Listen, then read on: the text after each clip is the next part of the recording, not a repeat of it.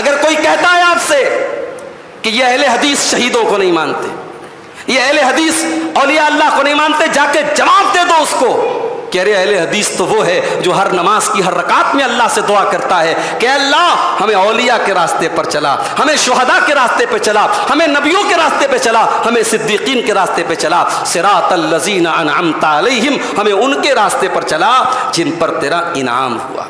بڑے بدنصیب ہیں وہ لوگ جن کے پاس سب کچھ ہے مگر وہ کسی جانور کی عبادت کر رہے ہیں، کہ بت کی عبادت کر رہا ہے، کوئی شرمگاہ کی عبادت کر رہا ہے، کوئی مزار اور قبر پہ جا کے سر جھکا رہا ہے۔ ہمارے پاس کچھ نہ ہو، ہم دنیا میں تمام نعمتوں سے محروم ہو جائیں، لیکن اگر یہ توحید کی نعمت ہمارے پاس ہے انشاءاللہ ہم قیامت کے دن کامیاب ہوں گے۔ اور دنیا میں سب کچھ ہمارے پاس آ جائے اور یہ نعمت اگر چھن گئی اور یہ کیپٹل اگر چلا گیا اور یہ سرمایہ چلا گیا، واللہ ہم سے زیادہ بدنصیب کوئی نہیں ہوگا۔ جس طریقے سے رمضان میں نیکی کرنے کا ثواب بڑھ جاتا ہے اسی طریقے سے رمضان میں گناہ کرنے کی سنگینی بھی بڑھ جاتی ہے۔ اگر رمضان میں کوئی گناہ کا کام کرتا ہے اس گناہ کا عذاب بھی بڑھ جاتا ہے، اس گناہ کی شدت بھی بڑھ جاتی ہے۔ حضرت علی نے کہا 80 لشربک الخمر، 80 کوڑے تو اس لیے مارے کیونکہ تو نے شراب پی تھی، و20 لجرأتک علی اللہ فی رمضان، اور 20 کوڑے میں نے اس لیے مارے ہیں کیونکہ تو نے رمضان میں اتنا بڑا گناہ کیا ہے، اللہ کو ناراض کیا ہے، اتنی جرأت کا اور اتنا خطرناک کام تو نے رمضان میں کیا ہے، اس لیے 20 کوڑے تجھ کو میں نے اور مارے۔ الحمدللہ نحمده ونستعینه ونستغفره ونعوذ باللہ من شرور انفسنا ومن سیئات اعمالنا، من يهده الله فلا مضل له ومن يضلل فلا هادي له، واشهد ان لا اله الا الله وحده لا شريك له، واشهد ان محمدا عبده ورسوله، يا ايها الذين آمنوا اتقوا الله حق تقاته ولا تموتن الا وانتم مسلمون، يا ايها الناس اتقوا ربكم الذي خلقكم من نفس واحدة وخلق منها زوجها وبث منهما رجالا كثيرا ونساء، واتقوا الله الذي تساءلون به والأرحام إن الله كان عليكم رقيبا،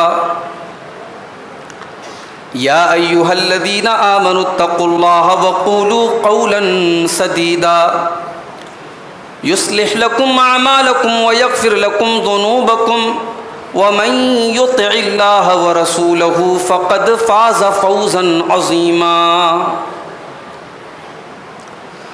اما بعد فإن خير الحديث كتاب الله، وخير الهدي هدي محمد صلى الله عليه وسلم، وشر الأمور محدثاتها وكل محدثة بدعة وكل بدعة ضلالة وكل ضلالة في النار۔ اعوذ باللہ من الشیطان الرجیم، بسم اللہ الرحمن الرحیم، الف لام میم ذالک الکتاب لا ریب فیہ ھدی للمتقین۔ محترم حضرات، بزرگوں، نوجوان ساتھیوں، پردہ نشین ماؤں اور بہنوں، پیارے بچوں، انشاءاللہ میری کوشش یہ ہوگی کہ رمضان کا یہ مقدس مہینہ ہمارے لیے برکتوں کے ساتھ ساتھ ہمارے علم میں اضافے کا ذریعہ بھی بن جائے۔ انشاءاللہ روزانہ تراویح کی نماز کے بعد تقریباً 40 منٹ قرآن کریم کی تفسیر کا درس ہوگا، اور ظاہر ہے 40 منٹ میں پورے ایک پارہ کو بیان کرنا ممکن نہیں ہے، تو ہر پارے کی کچھ سلیکٹڈ آیتوں کو، کچھ منتخب آیتوں کو انشاءاللہ آپ کے سامنے بیان کیا جائے گا، اور میں امید کرتا ہوں کہ اگر قرآن کریم کی تفسیر کے ان دروس میں آپ شامل ہوئے اور پورے مہینے آپ قرآن کریم کے ساتھ جڑے رہے تو مجھے یقین ہے انشاءاللہ کہ قرآن کریم کی تفسیر کی برکت سے آپ کے دل میں قرآن کی، اللہ کی اور اس کے رسول کی محبت میں اضافہ ہوگا انشاءاللہ۔ میرے بھائیوں، آج تفسیر کا پہلا درس ہے اور آج ہم قرآن کریم کے پہلے پارے کی کچھ آیتوں کو سمجھیں گے۔ قرآن کریم کا پہلا پارہ اسٹارٹ ہوتا ہے سورۃ الفاتحہ سے۔ فاتحہ کے معنی ہوتے ہیں بگننگ، شروعات۔ تو قرآن کریم کی شروعات ہو رہی ہے سورۃ الفاتحہ سے۔ اچھا، سورہ فاتحہ کے بہت سارے نام ہیں۔ سورہ فاتحہ کا ایک نام الصلاح بھی ہے، سورہ فاتحہ کا ایک نام نماز بھی ہے، کیونکہ سورہ فاتحہ کے بغیر کوئی نماز نہیں ہوتی۔ اللہ کے رسول صلی اللہ علیہ وسلم فرمایا لا صلاۃ لمن لم یقرأ بفاتحۃ الکتاب، جو سورۃ الفاتحہ نہ پڑھے اس کی نماز نہیں ہوتی، چاہے فرض نماز ہو، چاہے سنت نماز ہو، چاہے تراویح جیسی نفل نماز ہو، چاہے جنازے کی نماز ہو، چاہے گرہن کی نماز ہو، چاہے استسقاء کی نماز ہو، کوئی بھی نماز، چاہے اکیلے آپ پڑھ رہے ہوں، چاہے امام کے پیچھے پڑھ رہے ہوں، چاہے جہری نماز ہو، چاہے سری نماز ہو، ہر نماز کی ہر رکعت میں سورہ فاتحہ پڑھنا ضروری ہے۔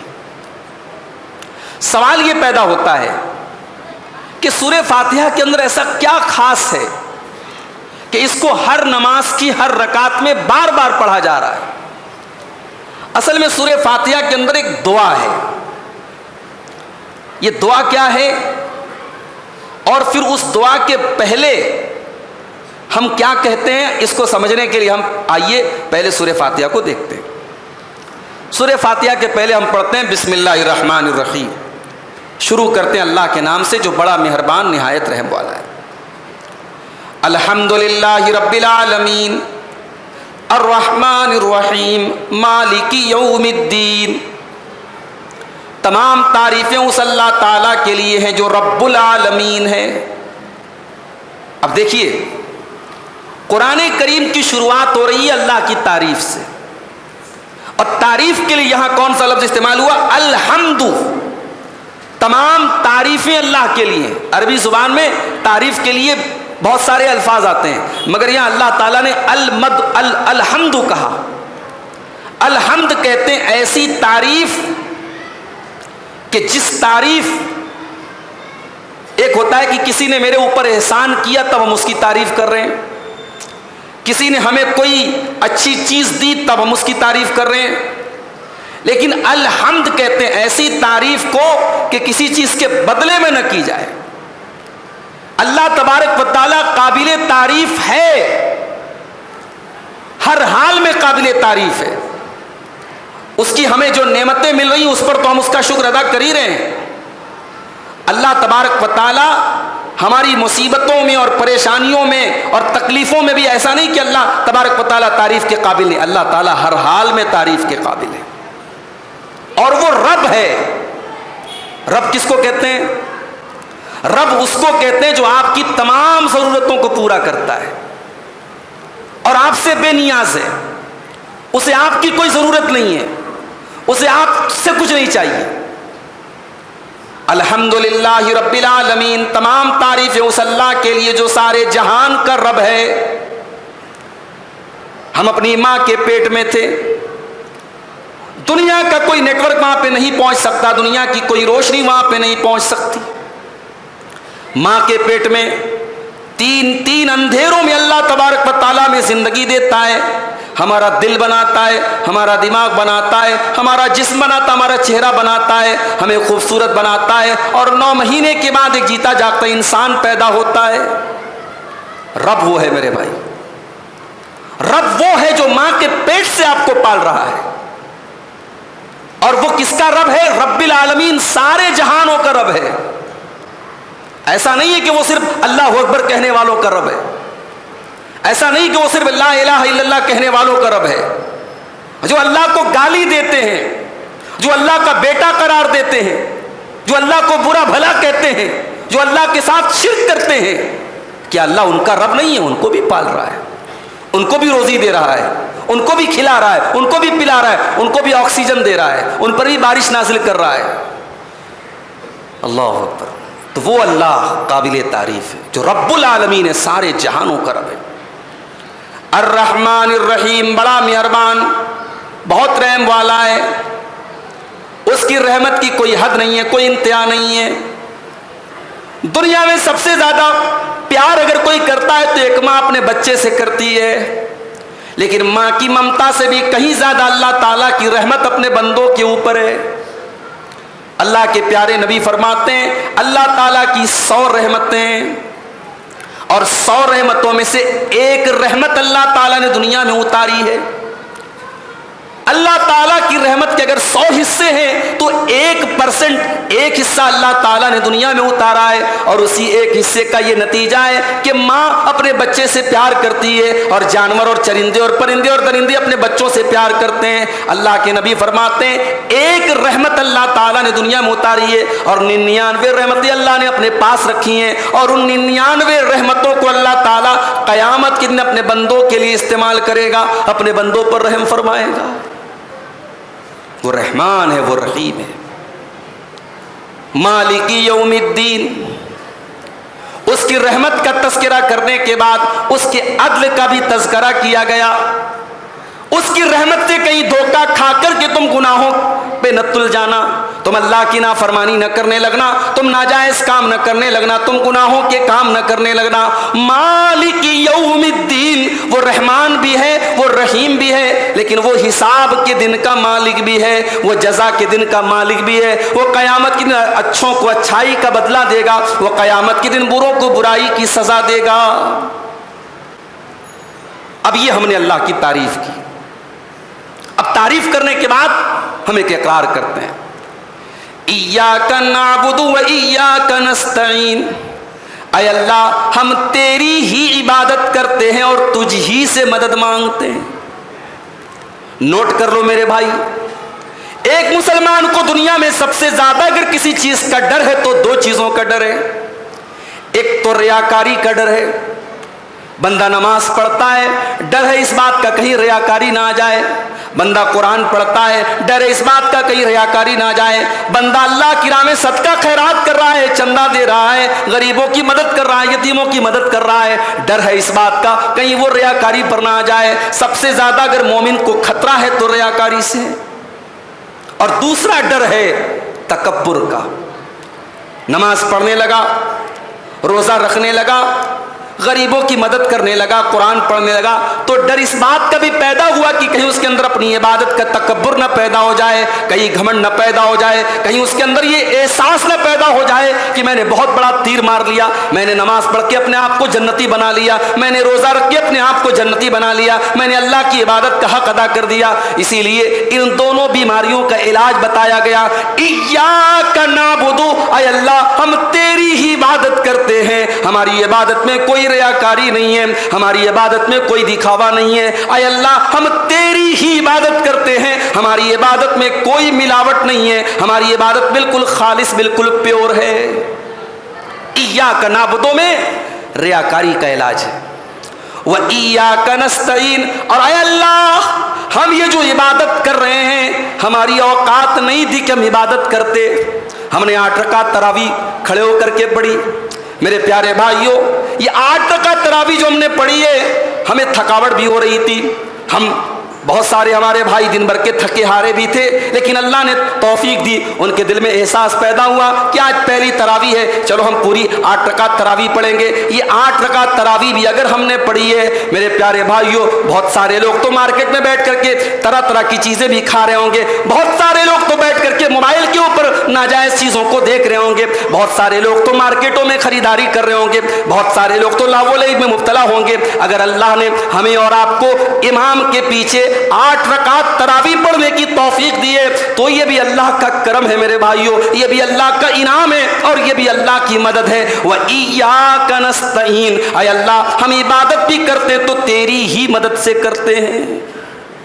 اب جب یہ احساس آپ کے اندر پیدا ہوگا کہ ہماری اپنی کوئی حیثیت نہیں ہے، ہم جو عبادت کرتے ہیں اللہ کی مدد سے کرتے ہیں، تو پھر تکبر نہیں پیدا ہوگا۔ تو ریاکاری کا علاج ایاک نعبد اور تکبر کا علاج و ایاک نستعین۔ اسی لیے ہم جب نماز کے بعد جو دعا پڑھتے ہیں، امام صاحب نے سلام پھیرا، ہم نے کہا اللہ اکبر استغفر اللہ استغفر اللہ استغفر اللہ، اس کے بعد ہم جو دعائیں پڑھتے ہیں اس میں ایک بڑی پیاری دعا اللہ کے نبی نے سکھائی ہے، اللہم اعنی علی ذکرک و شکرک و حسن عبادتک۔ اے اللہ تو میری مدد فرما کہ میں تیرا ذکر کروں اور میں تیرا شکر کروں اور میں تیری اچھے طریقے سے عبادت کروں۔ اللہ کی عبادت کرنے پر بھی مدد میرے بھائیو اللہ دیتا ہے۔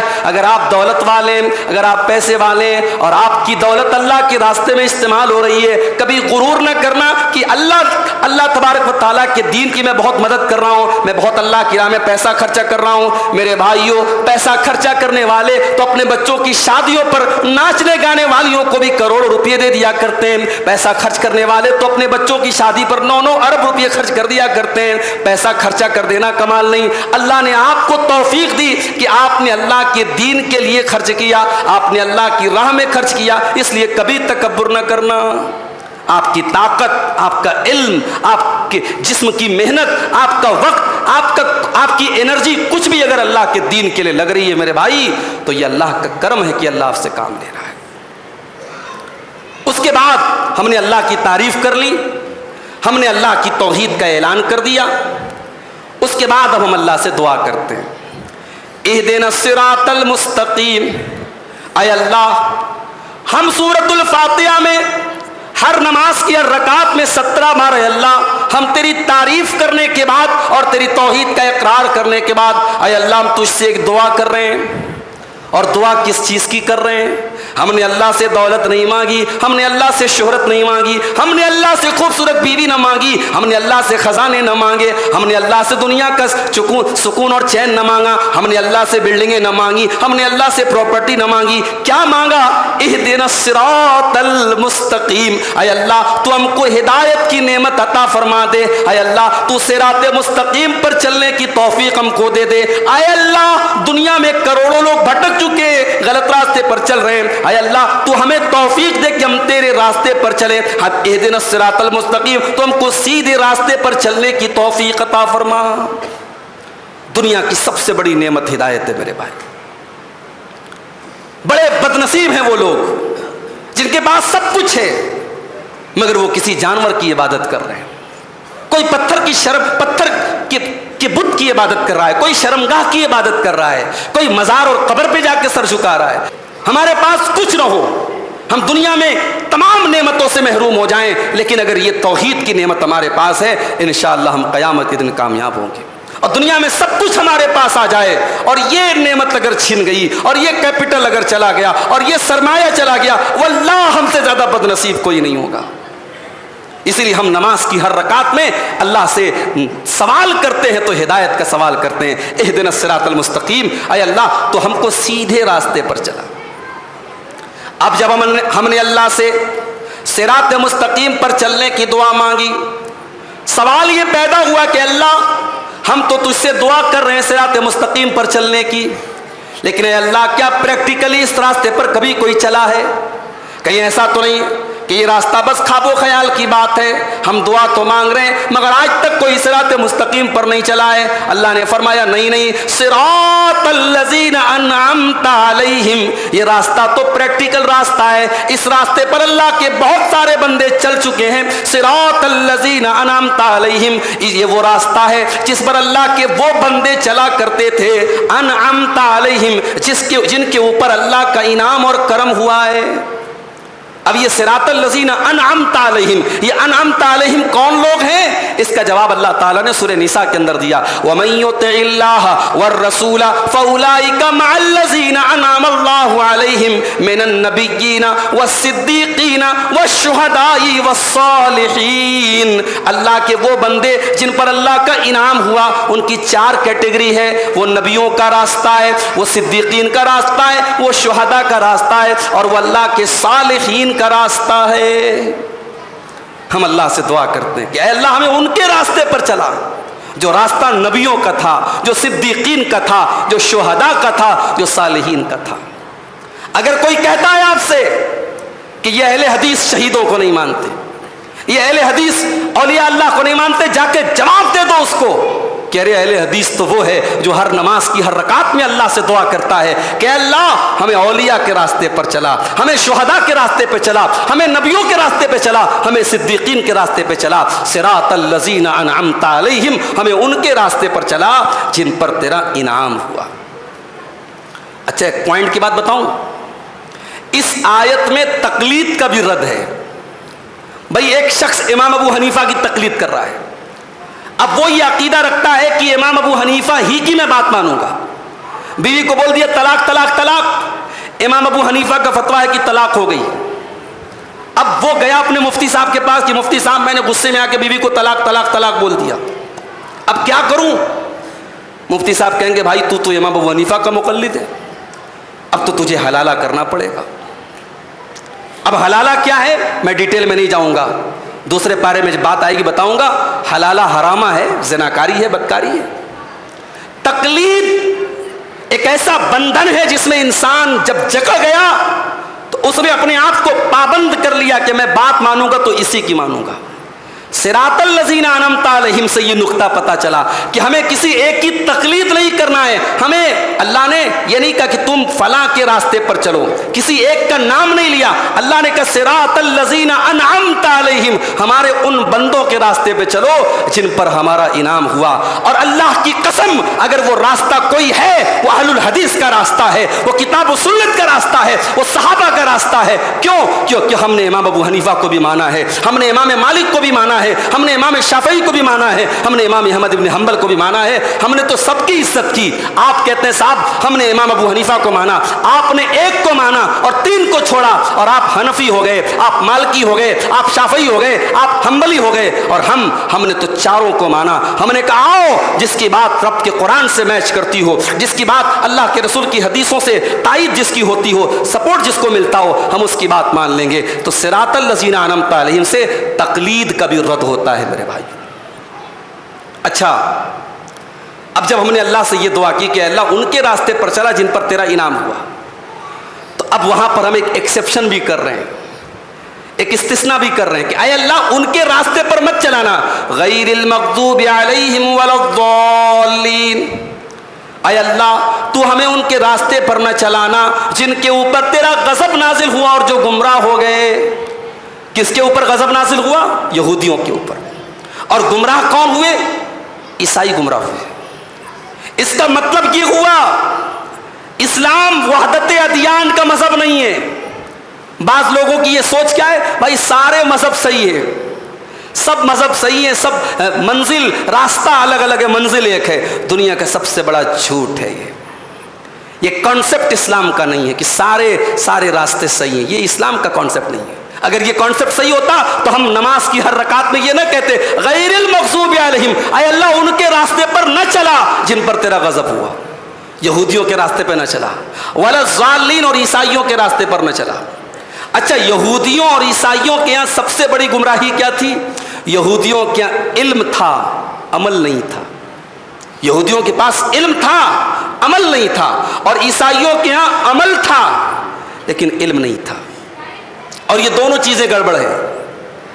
15 شعبان کی رات آئی، ہمارے بہت سارے بھائی شب برات منا رہے ہیں، حلوہ کھا رہے ہیں، اپنے بزرگوں کی قبروں پہ جا کے چراغاں کر رہے ہیں، رات بھر اپنے بزرگوں کی قبروں پہ جا کے فاتحہ پڑھ رہے ہیں۔ پوچھو بھائی یہ کیا ہے؟ بولتے یہ دین ہے، یہ عبادت ہے۔ پوچھو اس کی دلیل کیا ہے؟ دلیل کچھ بھی نہیں ہے، کوئی ایک بھی صحیح حدیث موجود نہیں ہے۔ عمل تو ہے مگر علم نہیں ہے، عمل تو ہے مگر دلیل نہیں ہے، عمل تو ہے مگر قرآن و سنت کی روشنی موجود نہیں ہے۔ یہ نصارہ کا طریقہ ہے۔ اور میرے بھائیوں اگر علم ہے، دلیل ہے، لیکن اس پر عمل نہیں کیا جا رہا ہے تو یہ یہودیوں کا طریقہ ہے۔ ان کے پاس تورات تھی، ان کے پاس اللہ کی کتاب تھی، لیکن وہ تورات کو چھپایا کرتے تھے اور اللہ کی کتاب پر عمل نہیں کیا کرتے تھے۔ ہم اس لیے اللہ سے دعا کرتے ہیں غیر المغضوب علیہم ولا الضالین، اے اللہ ہمیں ان کے راستے پر نہ چلانا جن کے اوپر تیرا غضب نازل ہوا، جو گمراہ ہوئے۔ اب سورہ فاتحہ کمپلیٹ ہوئی، اس کے بعد ہم کہتے ہیں آمین۔ آمین کا مطلب ہوتا ہے اے اللہ قبول فرما۔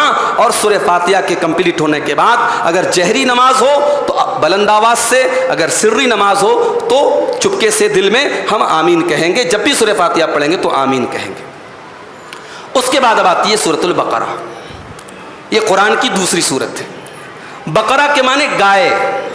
اس صورت میں آگے چل کر کے ایک گائے کا واقعہ بیان ہوا ہے۔ اللہ تعالیٰ نے حکم دیا تھا بنی اسرائیل کو ایک گائے ذبح کرنے کا، مگر بنی اسرائیل انہوں نے بال کی کھال نکالنی شروع کی تو اللہ تعالیٰ نے ان کے لیے اور مشکل کر دیا۔ جب وہ آیت ہم آگے پڑھیں گے تو اس کی ہم ڈیٹیل بیان کریں گے۔ بہرحال اسی گائے کے نام سے البقرہ، اس سورت کا نام سورۃ البقرہ پڑھا۔ سورہ بقرہ کی شروعات ہو رہی ہے الف لام میم ذالک الکتاب لا ریب فیہ ھدی للمتقین۔ الف لام میم، یہ کتاب قرآن مجید ہے، لا ریب فیہ، اس کتاب کے اندر کوئی شک نہیں ہے۔ دنیا میں جب کوئی رائٹر کوئی کتاب لکھتا ہے تو کتاب کے شروع میں مقدمے میں لکھتا ہے کہ بھائی یہ میری کتاب ہے، میں نے اپنی کتاب میں ساری باتیں اپنی نالج کے حساب سے لکھی ہیں، لیکن کوئی کمی ہو تو بتا دینا، اگلے ایڈیشن میں دور کر دیں گے۔ لکھا ہوتا ہے نہیں، کتابوں میں لکھا ہوتا ہے۔ یہ اکلوتی کتاب ہے اللہ کی جو اعلان کر رہی ہے لا ریب فیہ، اس میں کوئی مسٹیک نہیں ہے، اس میں کوئی غلطی نہیں ہے، اللہ کا کلام ہے لا ریب فیہ۔ یہ قرآن کی خاصیت ہے۔ قرآن اسٹارٹ ہو رہا ہے، قرآن شروع ہو رہا ہے اور سورہ بقرہ کی ابتدائی آیت ہے اور اللہ کہہ رہا ہے اس کتاب میں کوئی شک نہیں ہے۔ ھدی للمتقین، اور یہ کتاب ہدایت ہے متقیوں کے لیے۔ دوسرے پارے میں فرمایا ھدی للناس، قرآن ہدایت ہے سارے انسانوں کے لیے۔ دوسرے پارے میں کہا کہ سارے انسانوں کے لیے ہدایت ہے، اور یہاں پہ کہا جا رہا ہے کہ صرف متقیوں کے لیے ہدایت ہے۔ یہ کوئی کنٹراڈکشن نہیں ہے، کوئی ٹکراؤ نہیں ہے۔ قرآن ہے تو سب کے لیے ہدایت، قرآن ہے تو ھدی للناس، مگر قرآن سے صحیح معنوں میں اگر کوئی فائدہ اٹھانا چاہتا ہے تو تقویٰ اپنے اندر پیدا کرے۔ ھدی للمتقین، قرآن سے صحیح معنوں میں وہی فائدہ اٹھا سکتے ہیں جو متقی ہوں۔ اس کے بعد اللہ تعالیٰ نے منافقوں کا ذکر کیا۔ منافقوں کا جب ذکر کیا اللہ تعالیٰ نے تو ایک بات کہی، وَإِذَا قِيلَ لَهُمْ لَا تُفْسِدُوا فِي الْأَرْضِ قَالُوا إِنَّمَا نَحْنُ مُصْلِحُونَ۔ جب ان منافقوں سے کہا جاتا ہے کہ تم زمین میں فساد نہ مچاؤ تو یہ کہتے ہیں کہ صاحب ہم زمین میں فساد کہاں مچا رہے ہیں، ہم تو اصلاح کرنے والے لوگ ہیں۔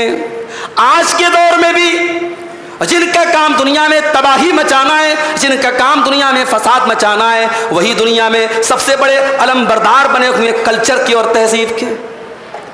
ابھی 8 مارچ کو پوری دنیا میں وومنس ڈے منایا گیا، ساری دنیا میں مہیلا ادھیکار دیوس منایا گیا اور عورتوں کو آزادی دینے کی بات کہی گئی، لیکن اسی دنیا میں ایک ملک ہے جس کا نام فلسطین ہے، اور اس فلسطین میں ایک شہر ہے جس کا نام غزہ ہے، جس کا نام غازہ ہے۔ اس شہر غزہ میں ڈیلی ہزاروں عورتیں ماری جا رہی ہیں، ان کے گھروں پہ بم برسائے جا رہے ہیں، حاملہ عورتوں کو قتل کیا جا رہا ہے۔ دودھ پلانے والی ماؤں کے پاس اتنی طاقت نہیں اور اتنا کھانا نہیں کہ اپنے بچوں کو وہ دودھ پلا سکیں۔ 486 عورتوں کے اوپر ایک لیٹرین کا انتظام ہے، کھانے کو کھانا نہیں، پانی پینے کو پانی نہیں، سر ڈھانپنے کو چھت نہیں، اور دنیا مہیلاؤں کے ادھیکار کی بات کر رہی ہے، دنیا وومنس ڈے کی بات کر رہی ہے، دنیا وومنس رائٹ کی بات کر رہی ہے۔ اور جو لوگ یہ ساری باتیں کر رہے ہیں وہ اسرائیل کو سپورٹ بھی کر رہے ہیں، وہ اسرائیل کی مدد بھی کر رہے ہیں۔ وہ لوگوں، یہ قرآن کا اصول ہے، ہر دور کے منافقوں کا یہی طریقہ ہوگا۔ وَإِذَا قِيلَ لَهُمْ لَا تُفْسِدُوا فِي الْأَرْضِ، جب ان سے کہا جاتا ہے تم زمین میں فساد نہ مچاؤ تو کہتے ہیں ہم تو فساد کہاں مچا رہے، ہم تو بہت بڑی اصلاح کرنے والے لوگ ہیں۔ اصلاح کرنے والے لوگ، اپنے آپ کو فسادی جو ہوگا وہی کہے گا کہ میں اصلاح کرنے والا ہوں۔ اس کے بعد منافقوں کا ایک اور جملہ نقل کیا گیا، وَإِذَا قِيلَ لَهُمْ آمِنُوا كَمَا آمَنَ النَّاسِ، جب ان منافقوں سے کہا جاتا ہے کہ تم ایمان لے آؤ جیسے اور لوگ ایمان لائے، جیسے نبی کے صحابہ ایمان لائے، قَالُوا أَنُؤْمِنُ كَمَا آمَنَ السُّفَهَاءُ، تو یہ منافق کیا کہتے ہیں، کہتے کیا ہم ویسے ایمان لے آئے جیسے بے وقوف لوگ ایمان لے آئے۔ غور کرو میرے بھائیوں، ان منافقوں نے اللہ کے نبی کے صحابہ کو بے وقوف کہا۔ جب انہوں نے نبی کے صحابہ کو بے وقوف کہا تو اللہ کو غصہ آیا، اللہ کو جلال آیا، اور اللہ نے کیا فرمایا؟ الا انہم هم السفہاء، اے میرے نبی کے صحابہ کو بے وقوف کہنے والوں، تم خود بہت بڑے بے وقوف ہو، تم خود بہت بڑے اسٹوپڈ ہو۔ الا انہم هم السفہاء، یہ خود بے وقوف ہے، ان کو پتہ نہیں، ان کو معلوم نہیں۔ پتہ یہ چلا کہ نبی کے صحابہ کا ڈیفنس کرنا، نبی کے صحابہ کو کوئی برا بھلا کہے تو ان کا ڈیفنس کرنا، یہ اللہ کی سنت ہے، یہ اللہ کا طریقہ ہے۔ وہ مسلمان نہیں ہے، اس کے اندر ایمان کی غیرت نہیں ہے جس کے نبی کے صحابہ کو برا بھلا کہا جائے اور وہ تالی پیٹے، جس کے نبی کے صحابہ کو گالی دی جائے اور وہ ان لوگوں کا سپورٹ کرے اور تائید کرے۔ نبی کے صحابہ کا گستاخ اور نبی کے صحابہ کو برا بھلا کہنے والا مسلمان ہو ہی نہیں سکتا میرے بھائیوں۔ یہ اللہ کا طریقہ اور اللہ کی سنت ہے کہ جو نبی کے صحابہ کو برا بھلا کہتا ہے، اللہ اپنے نبی کے صحابہ کا ڈیفنس کرتا ہے، ان کی مدد کرتا ہے، ان کا سپورٹ کرتا ہے۔ اور آگے بڑھیے، منافقوں کا ایک اعتراض اور بھی تھا۔ وہ کہتے تھے کہ قرآن تو اللہ کی کتاب ہے، قرآن میں چھوٹی چھوٹی چیزوں کی مثال اللہ نے کیوں دی؟ قرآن میں مچھر کا ذکر کیوں ہے؟ قرآن میں مکھی کا ذکر کیوں ہے؟ اللہ نے کیا فرمایا؟ ان اللہ لا یستحیی ان یضرب مثلا ما بعوضۃ فما فوقها، اللہ تعالیٰ مثال بیان کرنے میں شرماتا نہیں ہے، اللہ تعالیٰ کبھی مکھی اور مچھر کی مثال بھی دیتا ہے۔ فَأَمَّا الَّذِينَ آمَنُوا فَيَعْلَمُونَ أَنَّهُ الْحَقُّ مِن رَّبِّهِمْ، جو ایمان والے ہیں وہ اللہ کی ہر بات پر ایمان رکھتے ہیں۔ وَأَمَّا الَّذِينَ كَفَرُوا فَيَقُولُونَ مَاذَا أَرَادَ اللَّهُ بِهَذَا مَثَلًا، اور جن کے دلوں میں کفر ہے، جن کے دلوں میں نفاق ہے، وہ کہتے ہیں کہ اللہ کو یہ مثال بیان کرنے کی کیا ضرورت تھی؟ يُضِلُّ بِهِ كَثِيرًا وَيَهْدِي بِهِ كَثِيرًا، اللہ نے ایک عجیب بات کہی۔ اللہ کہتا ہے اس قرآن کے ذریعے اللہ بہت سارے لوگوں کو ہدایت بھی دے گا اور اسی قرآن کے ذریعے بہت سارے لوگوں کو گمراہ بھی کرے گا۔ کیا قادیانی قرآن نہیں پڑھتا؟ کیا حدیث کا انکار کرنے والا قرآن نہیں پڑھتا؟ کیا صحابہ کو گالی دینے والا رافضی قرآن نہیں پڑھتا؟ کیا عذاب قبر کا انکار کرنے والا قرآن نہیں پڑھتا؟ قرآن سب پڑھ رہے ہیں، مگر قرآن سے کے ذریعے ان کو ہدایت نہیں مل رہی ہے، قرآن اور ان کی گمراہی پر مہر لگا رہا ہے۔ تو اللہ نے کہا اگر قرآن سے ہدایت آدمی نہ لے اور قرآن کو نبی کی حدیثوں کی روشنی میں نہ سمجھے، نبی کے طریقے کے مطابق نہ سمجھے، تو قرآن کبھی کبھی انسان کے اوپر ریئیکشن بھی کرتا ہے اور قرآن الٹا اثر کرتا ہے، قرآن کے ذریعے بہت سارے لوگ گمراہ بھی ہوتے ہیں۔ اس کے بعد آدم علیہ السلام کا واقعہ اللہ نے بیان کیا۔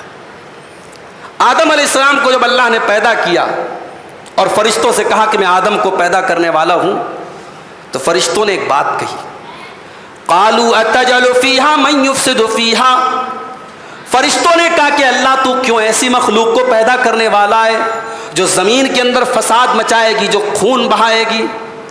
اللہ نے فرمایا کہ میں وہ جانتا ہوں جو تم نہیں جانتے۔ وَعَلَّمَ آدَمَ الْأَسْمَاءَ، اور اللہ نے آدم کو تمام چیزوں کے نام سکھا دیے۔ آدم علیہ السلام کو اللہ تعالیٰ نے تمام چیزوں کے نام سکھا دیے۔ ثُمَّ عَرَضَهُمْ عَلَى الْمَلَائِكَةِ، پھر اللہ تعالیٰ نے ان ناموں کو فرشتوں کے سامنے پیش کیا۔ ثُمَّ عَرَضَهُمْ عَلَى الْمَلَائِكَةِ فَقَالَ أَنبِئُونِي بِأَسْمَاءِ هَؤُلَاءِ إِن كُنتُمْ صَادِقِينَ، اللہ نے کہا اے فرشتوں ذرا ان ناموں کا تم کو بتا دو، یہ کس چیز کا نام ہے، اگر تم سچے ہو تو بتا دو۔ قَالُوا سُبْحَانَكَ لَا عِلْمَ لَنَا إِلَّا مَا عَلَّمْتَنَا إِنَّكَ أَنْتَ الْعَلِيمُ الحکیم، فرشتوں نے کہا اے اللہ تو پاک ہے، اے اللہ ہمیں نہیں معلوم، ہم کو نہیں پتا، اے اللہ ہم کو تو اتنا ہی پتا ہے جتنا تو نے ہم کو سکھایا ہے۔ بہت بڑا سبق ہے ان لوگوں کے لیے جنہیں چند کتابیں جنہوں نے پڑھ لی، چند تقریریں سن لی اور فتویٰ دینے میں پیچھے نہیں رہتے۔ عالم بیٹھا ہوتا ہے اور وہ پھٹ سے کہہ دیتے ہاں صاحب یہ جائز ہے، یہ ناجائز ہے، یہ حرام ہے، یہ حلال ہے۔ انسان کو ہمیشہ اپنی حیثیت میں رہنا چاہیے، انسان کو ہمیشہ اپنی حد میں رہنا چاہیے۔ جو انسان قرآن جس نے ڈھنگ سے نہیں پڑھا، نبی کی حدیثوں کو نہیں پڑھا، علماء سے علم حاصل نہیں کیا، وہ اسٹیج لگا کے بڑے بڑے مائک لگا کے کہتا ہے آسک می، مجھ سے پوچھو، مجھ سے پوچھو۔ نہیں میرے بھائی، فتویٰ دینا اور دین کے بارے میں کوئی بات بیان کرنا یہ بڑی رسپانسبلٹی کی بات ہے، بڑی ذمہ داری کی بات ہے۔ فرشتوں کا طریقہ کیا ہے؟ لا علم لنا الا ما علمتنا، اے اللہ ہمیں تو اتنا ہی پتا ہے جتنا تو نے ہم کو بتایا ہے۔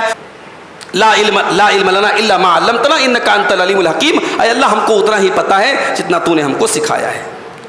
اس کے بعد اب ایک عجیب بات اللہ تعالیٰ نے بیان کی، یہودیوں کے جرائم کا ذکر کرنے کے بعد اللہ نے فرمایا کہ گناہ کرنے کی وجہ سے یہودیوں کے دل سخت ہو گئے تھے۔ ثم قست قلوبکم من بعد ذالک، اے یہودیوں تم نے اللہ کی اتنی نافرمانی کی ہے کہ تمہارے دل تو پتھروں سے بھی زیادہ سخت ہو گئے۔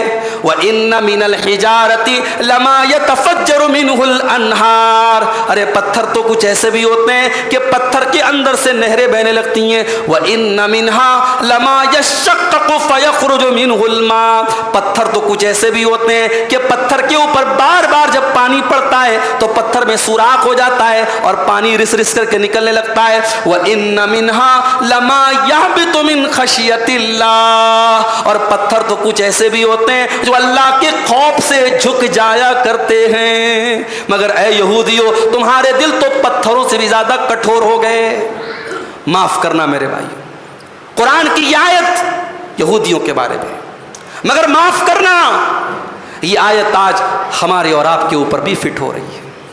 ابھی ایک ویڈیو آیا سوشل میڈیا پر کہ ایک آدمی احرام کے کپڑے میں خانہ کعبہ سے کچھ فیٹ کی دوری پر بیٹھا ہے، خانہ کعبہ سے کچھ میٹر کی دوری پر بیٹھا ہے، اور اس کے ہاتھ میں موبائل ہے اور موبائل پر وہ بیٹھ کے گیم کھیل رہا ہے۔ اللہ کے گھر کے پاس، خانہ کعبہ کے پاس، احرام کی حالت میں جہاں کوئی بیٹھ کر کے اللہ کے سامنے رو رہا ہے، کوئی توبہ کر رہا ہے، کوئی اللہ کا ذکر کر رہا ہے، کوئی طواف کر رہا ہے، کوئی قرآن پڑھ رہا ہے، وہ بد نصیب وہاں بیٹھ کے موبائل پہ گیم کھیل رہا ہے۔ کیا یہ دل کی سختی نہیں ہے میرے بھائی؟ اللہ نے یہودیوں کے بارے میں کہا تھا کہ تمہارے دل سخت ہو گئے، مگر واللہ آج گناہوں کی ایسی لیر ہمارے دلوں پر پڑ گئی ہے، گناہ کرتے کرتے ہمارے دلوں پر ایسی موٹی پٹی پڑ گئی ہے کہ آج اللہ کے گھر کے پاس بھی لوگ جا کر کے حرام کام کرتے ہیں۔ رمضان کا مہینہ شروع ہو چکا ہے، شیاطین قید ہو چکے ہیں، جنت کے دروازے کھل چکے ہیں، مگر آپ اسی اپنے اڑوس پڑوس میں دیکھ لیجئے، اپنے ماحول میں دیکھ لیجئے، رمضان شروع ہونے کے بعد بھی موبائل پر کوئی فلمیں دیکھ رہا ہے، کوئی بیٹھ کے گانے سن رہا ہے، کوئی بیٹھ کر کے غیبتیں کر رہا ہے۔ کیا یہ دل کی سختی کی علامت نہیں ہے میرے بھائی کہ اتنا مقدس مہینہ شروع ہو چکا ہے اور پھر بھی لوگ گناہوں میں لگے رہیں گے؟ معاف کرنا میرے بھائیوں، جس طریقے سے رمضان میں نیکی کرنے کا ثواب بڑھ جاتا ہے، اسی طریقے سے رمضان میں گناہ کرنے کی سنگینی بھی بڑھ جاتی ہے۔ اگر رمضان میں کوئی گناہ کا کام کرتا ہے، اس گناہ کا عذاب بھی بڑھ جاتا ہے، اس گناہ کی شدت بھی بڑھ جاتی ہے۔ حضرت علی کے پاس ایک آدمی لایا گیا، اس نے رمضان کے مہینے میں شراب پی تھی، اور شراب پینے والے کو اسلامی عدالت میں یہ سزا ہے، شراب پینے والے کو 80 کوڑے مارے جاتے ہیں۔ حضرت علی نے اس کو 80 کوڑے مروائے، 80 کوڑے کی سزا دی گئی، اور 80 کوڑے جب اس کو مار دیے گئے، حضرت علی نے کہا اس کو 20 کوڑے اور مارے جائیں۔ جب 20 کوڑے اور مارے گئے، حضرت علی نے کہا 80 لشربک الخمر، 80 کوڑے تو اس لیے مارے کیونکہ تو نے شراب پی تھی، و20 لجرأتک علی اللہ فی رمضان، اور 20 کوڑے میں نے اس لیے مارے ہیں کیونکہ تو نے رمضان میں اتنا بڑا گناہ کیا ہے، اللہ کو ناراض کیا ہے، اتنی جرأت کا اور اتنا خطرناک کام تو نے رمضان میں کیا ہے، اس لیے 20 کوڑے تجھ کو میں نے اور مارے۔ تو میرے بھائیوں، قرآن کی آیت ہمارے اوپر بھی اپلائی ہوتی ہے۔ جب انسان کا دل گناہ کرتے کرتے سخت ہو جاتا ہے تو پتھر کو بھی فیل کر دیتا ہے۔ اللہ نے کہا ثم قست قلوبکم من بعد ذلک فہی کالحجارہ او اشد قسوہ، تمہارے دل تو پتھروں سے بھی زیادہ سخت ہو گئے۔ اس کے بعد حضرت جبریل کا ذکر کیا گیا، چونکہ اللہ کے رسول کے پاس قرآن کی آیتوں کو کون لے کے آتا تھا؟ جبریل لے کے آتے تھے۔ تو یہودی حضرت جبریل سے بہت نفرت کرتے تھے، حضرت جبریل کو برا بھلا کہتے تھے، حضرت جبریل کو گالی دیتے تھے۔ اللہ نے کیا بات کہی؟ قل من کان عدوا لجبریل فإنہ نزلہ علی قلبک، اے نبی آپ اعلان کر دیجئے جو جبریل کا دشمن ہے وہ اللہ کا بھی دشمن ہے، اس لیے کہ جبریل اللہ کے حکم سے یہ قرآن کو لے کر کے آئے ہیں، فإنہ نزلہ علی قلبک، اور اس قرآن کو لا کر کے آپ کے دل کے اوپر اتارا ہے۔ پتہ یہ چلا کہ جبریل سے دشمنی اللہ سے دشمنی، کیوں؟ کیونکہ جبریل میڈیم ہے، جبریل قرآن کو لانے کا میڈیم ہے، تو جو میڈیم کا دشمن ہے وہ سورس کا بھی دشمن ہے۔